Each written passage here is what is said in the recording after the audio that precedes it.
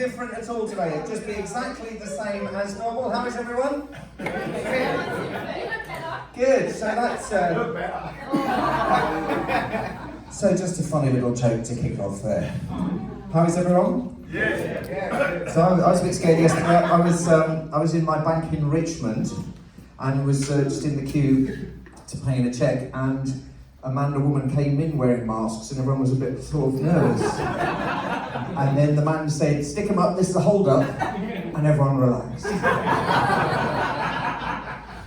So that's just a made-up story, isn't it? I mean, who goes into banks these days? There's the clue there. There was something a bit funny going. I went to see Upstart Crow. On Thursday night. The play based on the Shakespeare one written by Ben Elton with David Mitchell. Fantastic. And I thought, shall I go or should I self-isolate? So glad I went. Completely packed. Fantastic night.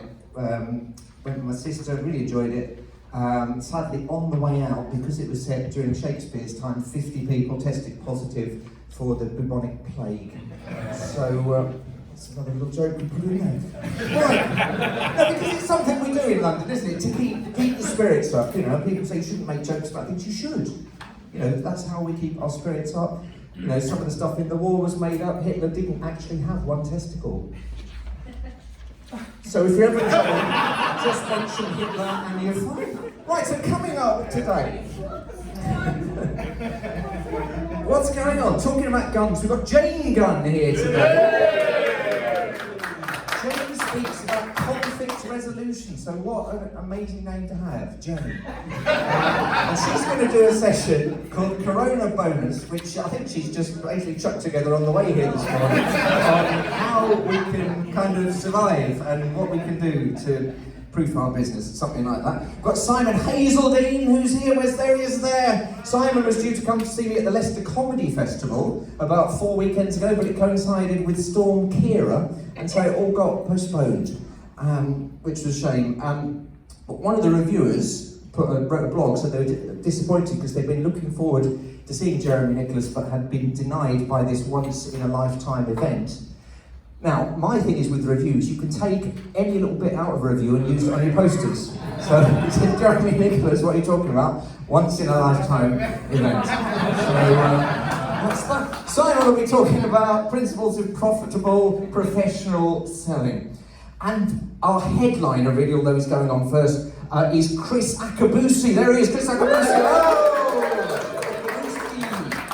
Oh! Now, many of you may know that by my cheeky Cockney persona, I'm a West Ham fan. I know Julie Creffield's a West Ham fan as well. She can tell by how worried, and so is Chris Akabusi. Yay! Any other West Ham fans in the room? Yay! So I had 16 years as the stadium announcer at the Bowling Ground, back here at Upton Park, many people call it wrongly. Back in the days when West Ham had a proper football stadium. And one year we were in danger of getting relegated, and the chairman called me and said, Jeremy, I know you always announce the teams just before kick-off, but we're worried we're going to get relegated, and so we need someone that sounds a bit more Cockney than you, because you don't sound like a West Ham fan. And I said, no, because my mum was a primary school teacher. So I was the only one in my school that pronounced the H in West End. So for the last 3 games, we're going to get a proper Cockney just to introduce the teams, just to give us a bit of a lift so we don't get relegated. And I said, who's that? And he said, Chris Akabusi. And I said, who? And so for the last 3 games of that season, Chris Akabusi read out all the West Ham names, the crowd went mad, and we did get relegated. So, he's our motivational speaker today, fantastic track record. So that's what we've got going on. And now to tell us more about it, will you please welcome PSA London's president, Anthony Steers.